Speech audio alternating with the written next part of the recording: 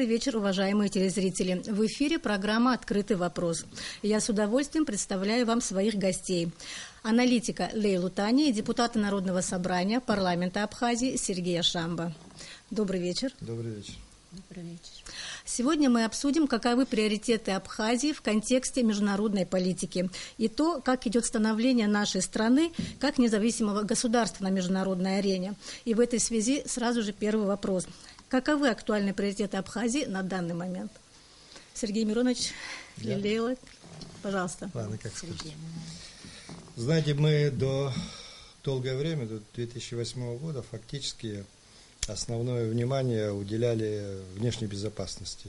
И это понятно, главная угроза для нас была Грузия, наше соседнее государство. После того, как мы заключили договор о союзе с Российской Федерацией, эта проблема отошла на задний план, и мы вот с тех пор как-то совершенно спокойно относимся к угрозам внешним и сосредоточились на внутренних делах. Хотя должен сказать, что не очень сильно продвинулись в этом направлении тоже. Поэтому, если говорить о приоритетах, я бы сказал, что это экономическое развитие страны, в первую очередь. Но сегодня в мире развиваются такие события, которые непосредственно влияют на нашу безопасность. Это то, что происходит на Ближнем Востоке. Это, собственно говоря, так близко от нас, что можно сказать, что мы в одном регионе находимся. И события на Украине, а сейчас на Ближнем Востоке, они очень тесно связаны с тем, что происходит рядом с нами и с теми угрозами, которые ощущает Абхазия. Вот я вспомнил о договоре о стратегическом союзе. В этой связи я хочу сказать, что очень многие ошибочно, наши даже политики, говорят, что мы с Россией стратегические партнеры. Мы с Россией стратегические союзники. И это обусловлено вот именно тем договором, по которому в случае войны дружественная вторая сторона вступает в конфликт также. Сегодня Россия ведет войну фактически в Сирии. И мы, как стратегические союзники, должны в соответствии с этим устраивать свою политику тоже. В чем определите разницу партнера-союзника? Союзнические отношения, они предполагают в случае войны вступление в военное действие на стороне своего союзника. А партнерские отношения, они могут строиться на основе экономических, культурных и всяких других взаимоотношений. Так вот, снова вопрос безопасности выступает на первый план. Поэтому я связал бы два этих направления. Опять снова безопасность и экономическое развитие. Мы сейчас вот подписан договор об объединенной группе войск между Россией и Абхазией. Он должен быть вынесен на ратификацию в парламент. Это тоже важный такой документ, который как раз способствует обеспечению нашей безопасности. Но я должен сказать, что вот эти угрозы террористические, которые ощущает сегодня весь мир, они для нас тоже большую опасность представляют. Не надо расслабляться и думать, что мы такая незначительная страна, что интереса не представляем для террористов. Наоборот, в этот момент, возможно, как-то поменялась Вот роль Абхазии, как вы считаете? Вот я как раз хочу сказать, что, во-первых, здесь российские туристы отдыхают очень много. Вот мы видели, что самолет сбили не над Россией вообще, а над Египтом. Но только потому, что там были российские туристы. У нас тоже очень много российских туристов приезжает. Поэтому мы должны серьезно задуматься над вопросами этой безопасности. И то, что этот договор подписан об объединенной группе войск, это один серьезный шаг. И второй документ, который также готовится к принятию, о информационном центре при МВД, он также должен способствовать вот этим вопросам. Потому что только во взаимодействии с Россией, у которой гораздо больше возможностей по информации, по выявлению многих фактов, мы можем в большей степени и в лучшей степени более эффективно реагировать на эти угрозы. Поэтому это все важные компоненты нашей безопасности. И вот, суммируя то, что я сказал, хочу вот выделить два направления, которые сегодня являются приоритетными. Это безопасность снова и экономическое развитие. Спасибо. Лейла Ибрагимовна, каковы, на ваш взгляд, основные вызовы, которые стоят перед Абхазией вот на современном этапе? Спасибо. Вы знаете, я тоже хотела бы обратить внимание на то, что, казалось бы, вот еще несколько лет назад, буквально 3-4 года, казалось, что события, которые происходят в Сирии, в общем-то, не так близко к Абхазии, и Абхазия может даже слегка расслабиться, имея стратегический договор с Россией, обеспечивающий фактически нашу безопасность, когда не только мы обеспечиваем защиту своих границ собственными силами, но еще и опираемся на мощную поддержку российских военных сил. Но вот мы видим, как ситуация быстро меняется, и теперь уже после обострения российско-турецких отношений мы можем говорить о том, что поставлена под угрозу и стабильность Черноморско-Кавказского региона. То есть следует, наверное, все время иметь в виду такие прогностические сценарии развития, когда мы должны предполагать не только позитивные сценарии и быть готовыми к ним, естественно, но также и негативные сценарии, и также быть к ним готовыми. Вы как аналитик просчитывали такие сценарии? Вы знаете, откровенно говоря, вот в последнее время настолько успешно развивалось российско-турецкое партнерство, что казалось, что действительно вот российско-турецкое партнерство – это такой стержень вообще безопасности Черноморско-Кавказского региона. Но вот сегодня мы видим, что очень быстро поменялась ситуация и возникли новые вызовы. И особенно я бы хотела подчеркнуть вот положение малых государств и малых народов, и в особенности вот нашего абхазского государства и народа, населяющего Абхазию. Потому что, как выясняется, борьба больших держав за влияние, она, конечно, не щадит малые народы, и очень часто самые большие риски возникают как раз вот для малых народов, для малых государств, и наша история это подтверждает.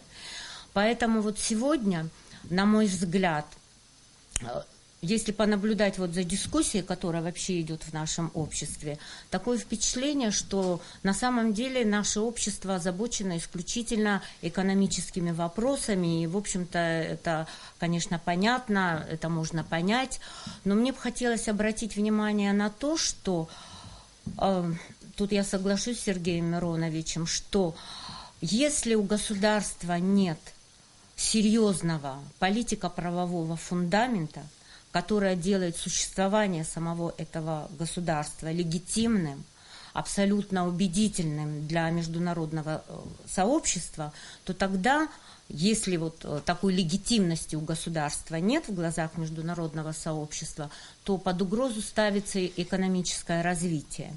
Тем более, что я бы хотела разделить вообще вот два вот этих понятия. Вот что из себя представляет сегодня экономика Абхазии? Это, конечно, больше вопрос к экономистам, но и, наверное, аналитики, политики, политологи тоже озадачиваются этим вопросом, потому что невозможно рассматривать ситуацию в каких-то отдельных сферах вне связи друг с другом.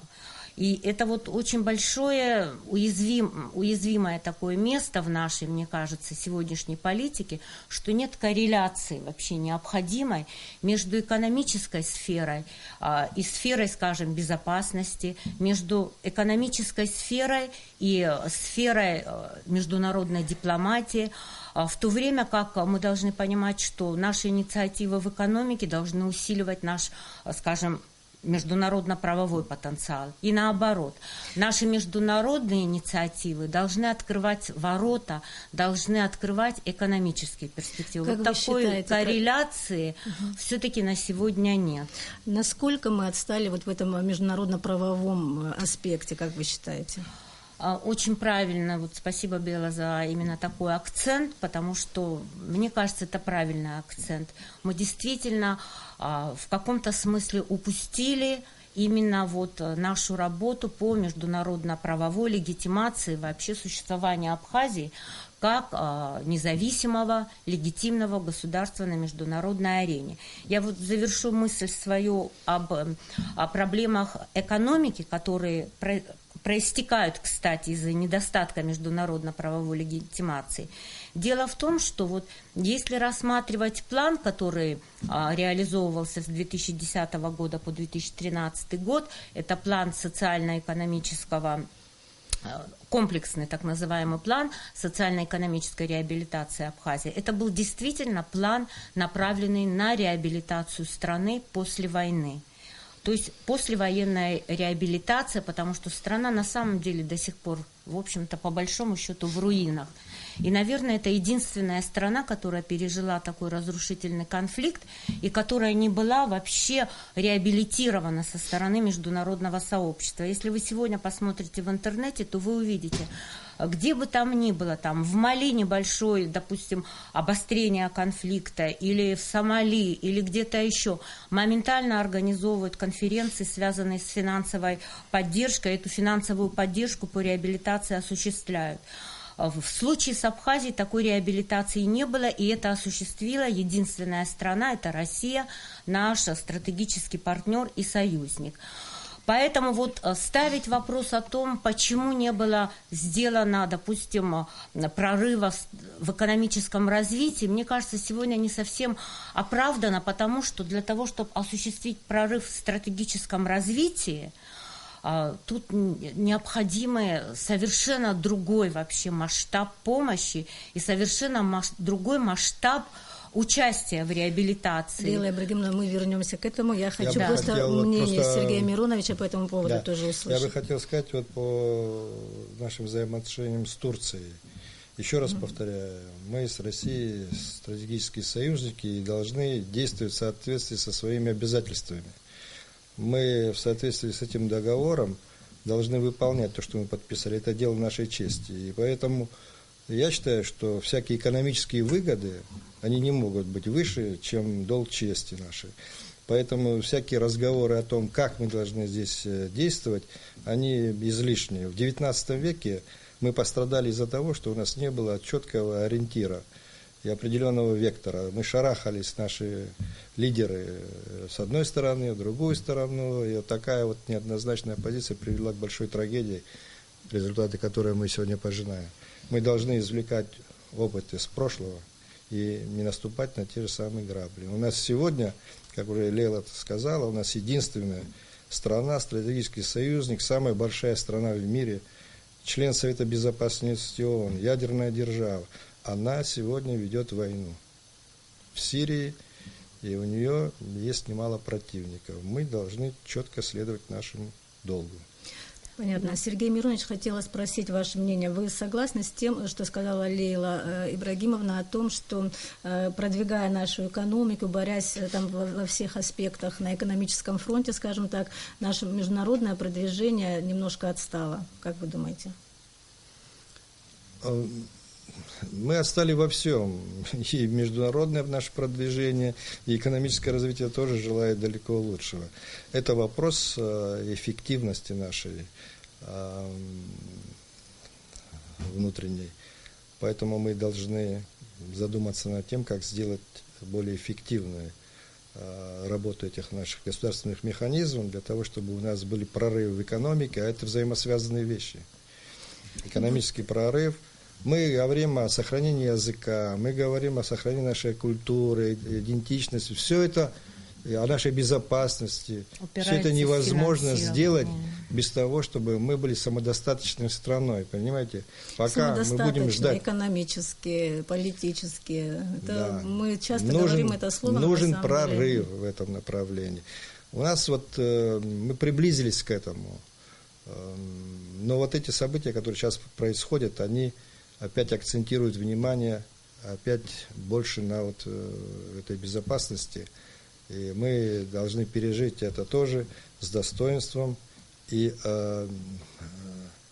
укреплять здесь свою безопасность в первую очередь. И это уже потом даст возможности акцентировать внимание на экономике тоже. Лейла Ибрагимовна, спасибо. Вы сказали о том, что есть непосредственная связь между, отметили эту мысль, что есть непосредственная связь между развитием экономики в нашей стране и ее международным статусом, как бы международным продвижением. Вот объясните, что вы имели в виду. В первую очередь я имела в виду те в буквальном смысле слова блокирующие позиции, которые в отношении Абхазии сегодня занимает международное сообщество по инициативе Грузии. Вот даже сейчас очень активно обсуждается такой грандиозный на самом деле инфраструктурный проект, как вот проект Северо-Кавказской дороги с выходом на Черноморский порт. Но мы вот видим, многие задаются вопросом, почему Абхазия никак там не представлена. И все прекрасно понимают, что Абхазия не может быть представлена в таких грандиозных инфраструктурных и, может быть, других глобальных проектах экономических, именно потому, что Абхазия сталкивается с таким блокированием со стороны международного сообщества. Даже если бы вот сегодня, допустим, Абхазия как сторона в переговорном процессе была бы заявлена, в каких-то любых экономических проектах, моментально последовала бы реакция Грузии и, естественно, скажем, даже тот же Китай и, может быть, страны поменьше, они вынуждены были бы отказаться от участия Абхазии. Поэтому, вот, говоря о приоритетах, я прекрасно понимаю, что все имеет большое значение для развития Абхазии. Но если вот говорить о масштабе проблем, которые стоят в плане экономики перед нами, то, вы понимаете, фокусирование на налоговой политике и попытки, так сказать, выжать какие-то дополнительные средства из оптимизации налоговой сферы, но это, в общем-то, очень небольшой процент того, что нам требуется вообще для того, чтобы страну просто даже поставить на ноги. Вы считаете, что это определенная локальная мера, которая, в принципе, в корне не решает саму эту проблему? Это локальная мера, которая нужна, но я считаю, что для того, чтобы действительно вывести страну на уровень экономического развития, даже не реабилитации, даже для реабилитации вот этих локальных мер недостаточно, потому что совершенно другой объем финансирования нужен для того, чтобы запустить и реформы, и социальную политику, и экономическое развитие в масштабах региона. А Абхазия, я хочу подчеркнуть, это очень важная страна именно в масштабах всего Черноморско-Кавказского региона. И вот такой немножечко, я бы сказала, экскурс немножечко как бы издалека я сделала для того, чтобы сфокусировать на том, чего мы не делаем в плане международно-правовой легитимации нашего государства. Мне кажется, что вот сейчас настал очень важный момент, когда роль Абхазии как страны в Черноморско-Кавказском регионе, когда, как мы видим, политика Турции поставила опять под угрозу стабильность региона, возможно, что вот инициативы разных стран Черноморско-Кавказского региона, и тем более союзника России, Абхазии, могли бы привлечь к себе внимание. В этом смысле я хочу сказать, что эти инициативы должны быть разными. С одной стороны, конечно, это должны быть конструктивные инициативы по поводу стабилизации ситуации во всем регионе. Это должны быть такие позитивные, если можно выразиться, инициативы, которые, возможно, связаны. У нас есть такие предложения, просто сегодня вот в рамках этой передачи, наверное, нет возможности их всех озвучить. У нас есть, например, предложения для того, чтобы как-то изменить платформу концептуальную для женевских дискуссий, которые, кстати, называются не дискуссиями по грузино-абхазскому диалогу, а они сегодня именно этому фактически посвящены грузино-абхазскому и грузино-осетинскому диалогу. Я хочу напомнить, что в соответствии с планом Медведева-Саркози 2008 года, в принципе, вопрос не был поставлен так, что эти дискуссии должны обсуждать там вопрос статуса или вопросы взаимоотношений Абхазии и Грузии. Грузия вообще считает, что Абхазия не является стороной в переговорах. И в этом смысле есть даже для нас тут позитивный такой момент и возможность для того, чтобы действительно эти дискуссии перевести на совершенно другую планку обсуждения. Сами дискуссии называются... сами дискуссии называются дискуссии о безопасности и стабильности в Закавказье или Черноморско-Кавказском регионе, по-разному оценивают весь этот наш регион.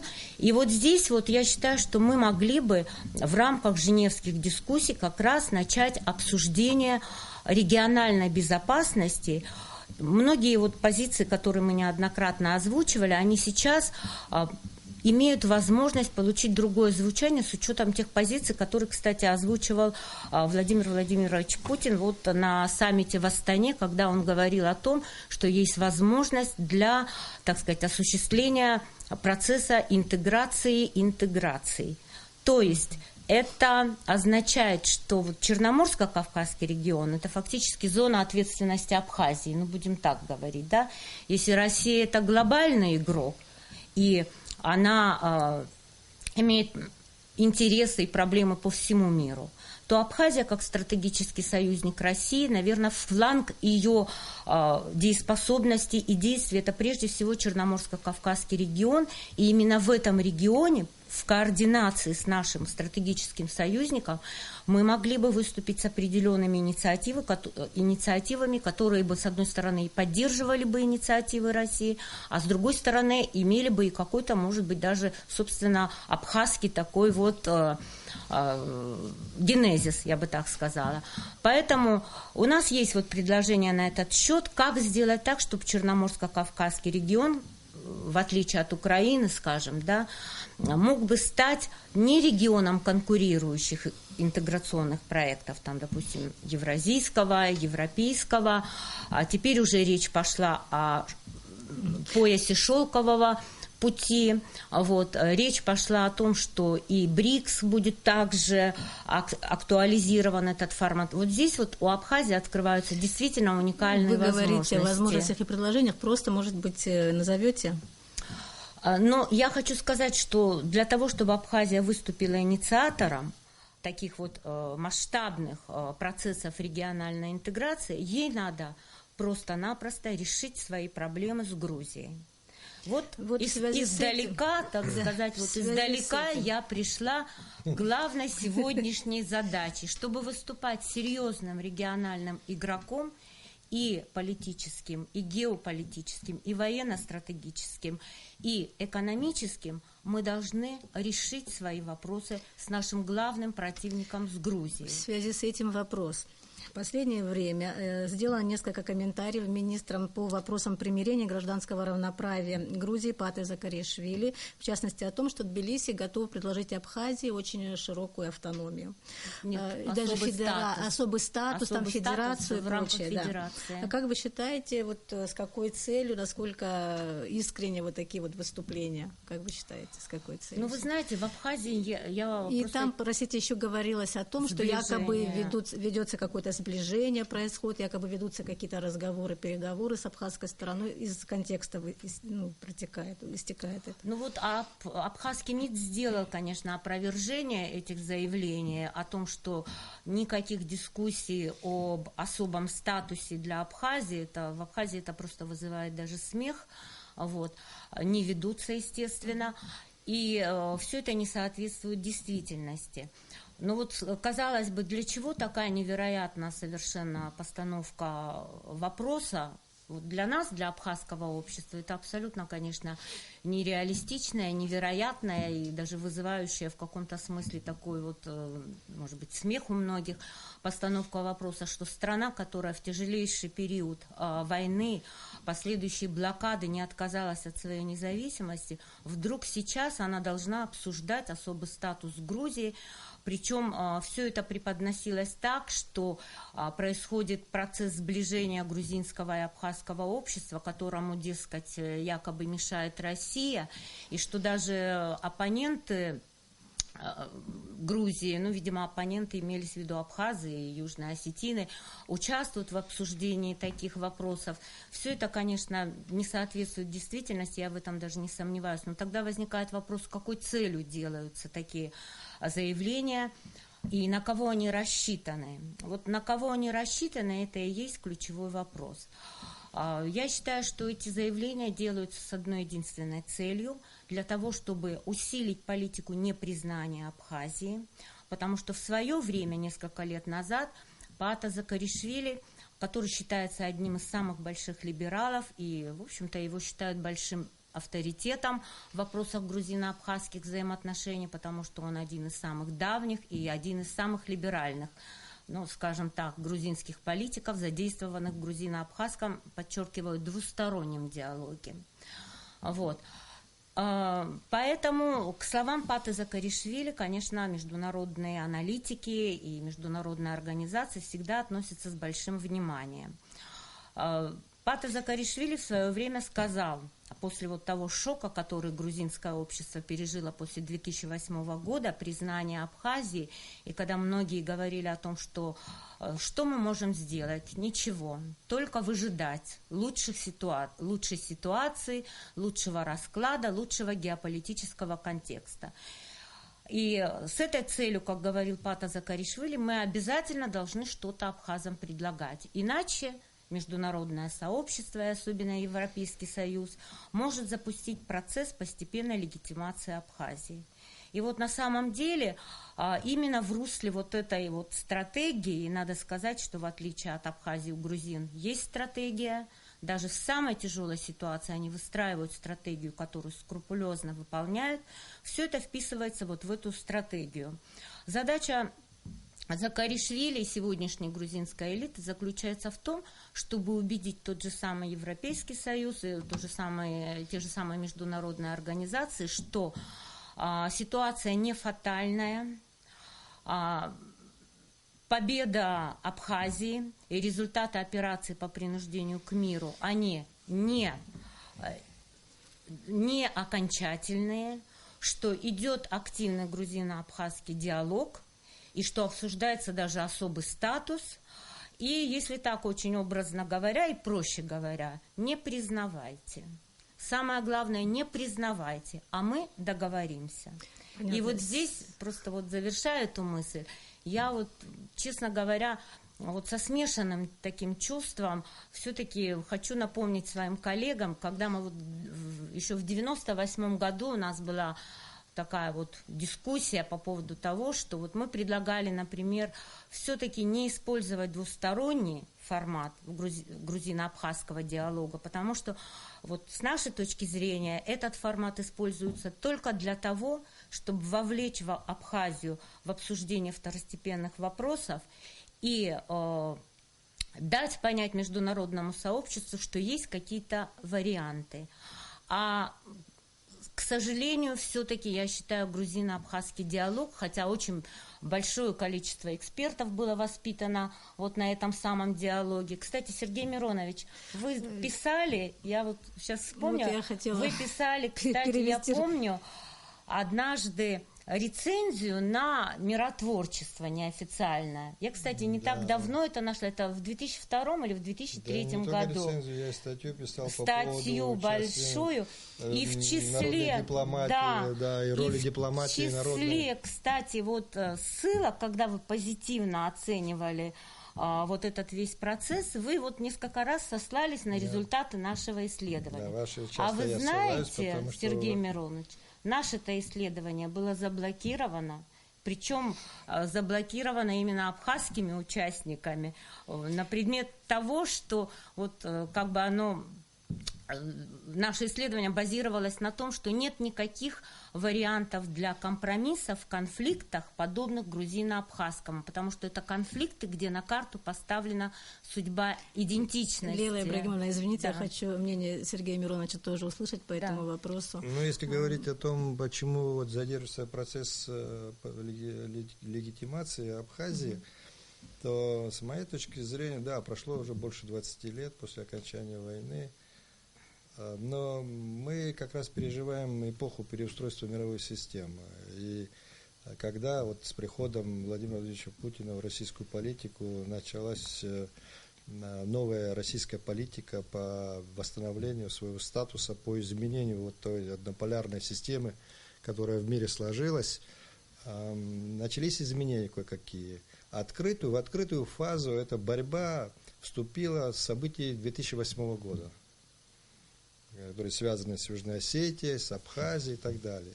Сегодня мы видим, что борьба эта обостряется, продолжается, и Украина была после этого, сейчас в Сирии это то же самое происходит. Поэтому в этой ситуации ожидать, что этот процесс получит такое быстрое разрешение, с моей точки зрения, нереально. Да, был такой краткосрочный период после признания России, когда нас еще несколько стран признали. Сегодня все находятся в ожидании того, что произойдет после этой схватки, которая на наших глазах происходит сегодня. И может так сложиться, что начнется новый этап, не может так сказать, сложится такой этап, когда будет совершенно другая картина международная.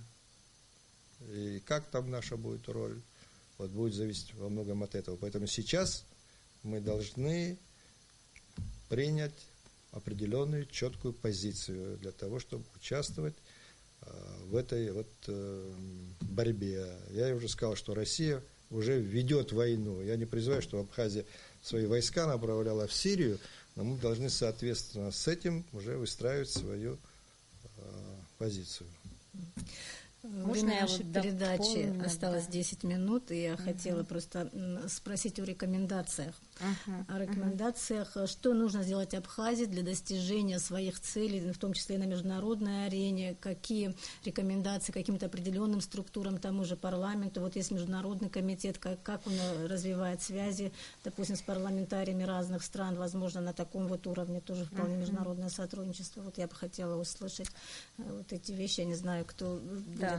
Я с удовольствием продолжу.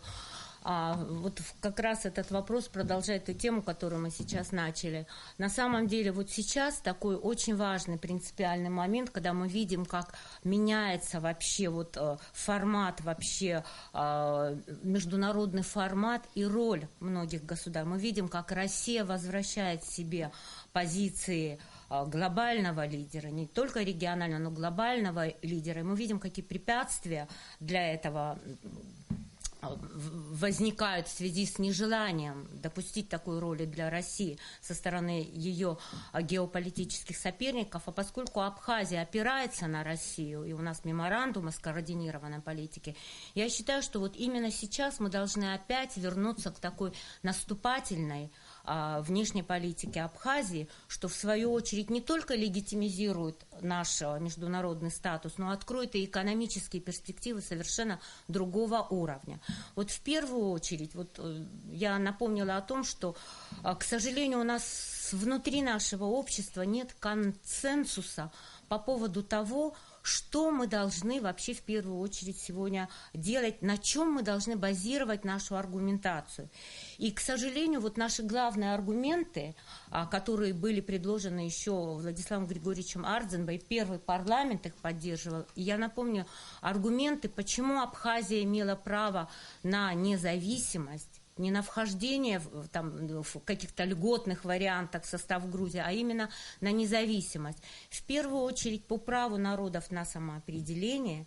И причем я хочу обратить внимание не только на основополагающие документы ООН, это устав ООН и многие другие, но еще и на декларацию ООН по правам коренных народов. Где черным по белому написано право на самоопределение коренных народов. И в нашем случае мы опять должны вернуться к этим главным стратегическим аргументам Абхазии. То есть наступательная стратегия. Наступательная стратегия заключается в том, что мы должны заявить всему международному сообществу, что Абхазия никогда не войдет в состав Грузии, просто потому, что в отношении Абхазии осуществлялся геноцид. Причем это был не только геноцид военного периода, как, допустим, на Балканах об этом говорят и в других странах.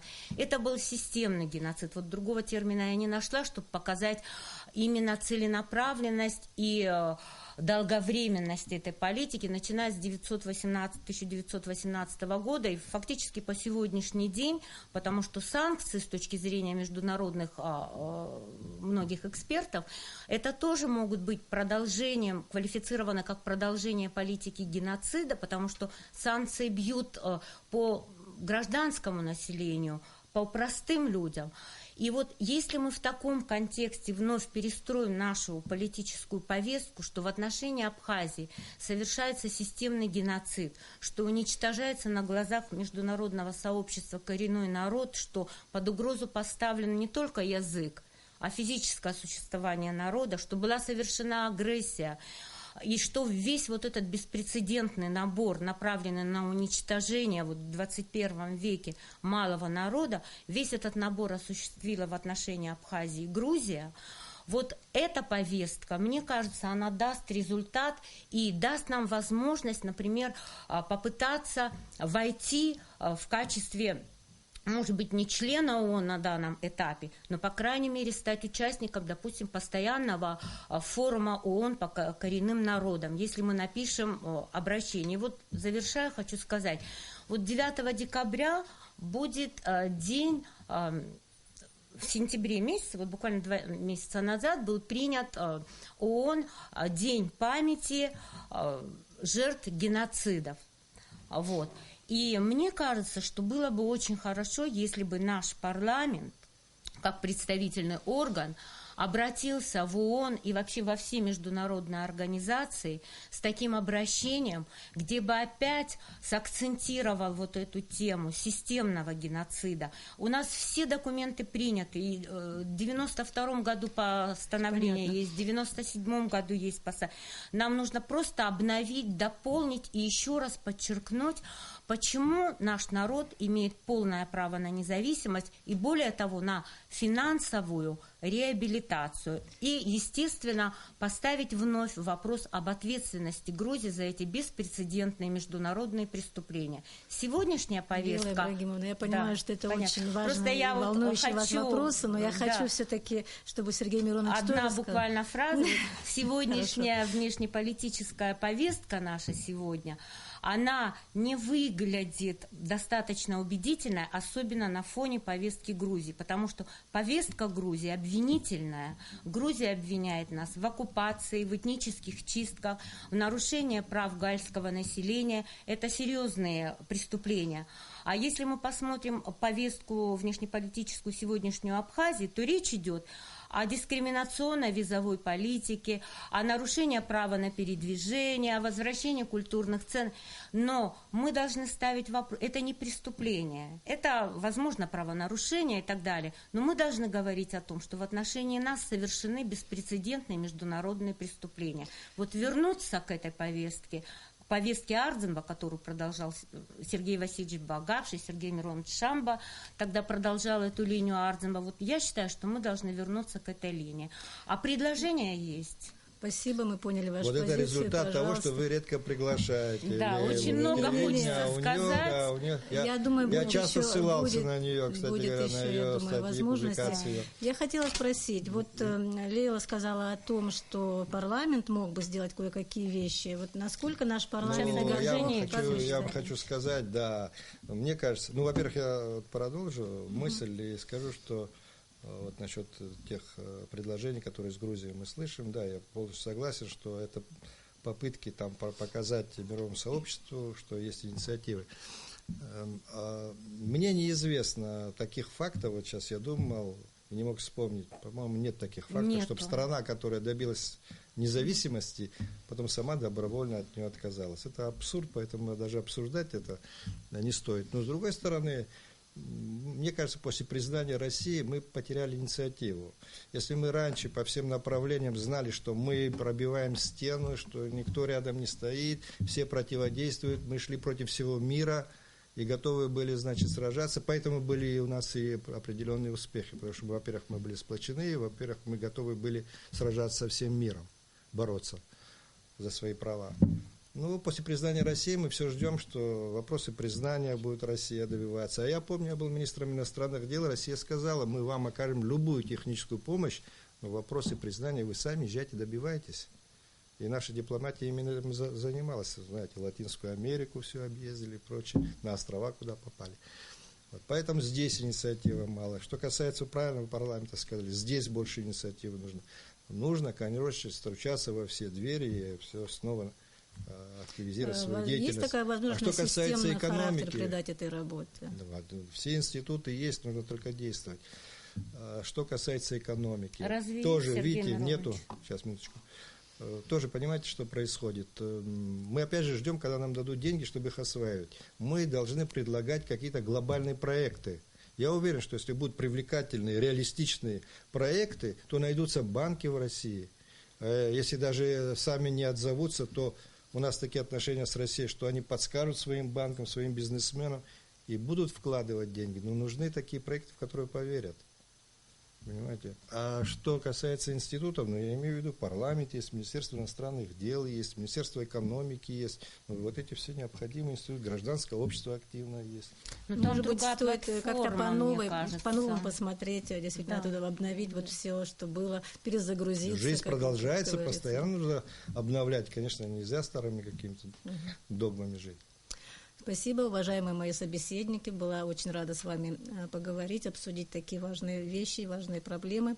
Спасибо за участие в нашей передаче. Уважаемые телезрители, напоминаю, что у нас в гостях была аналитик Лейла Тания и депутат Народного собрания парламента Абхазии Сергей Миронович Шамба. Всего вам доброго. Наша передача «Открытый вопрос» завершилась. До свидания. Спасибо.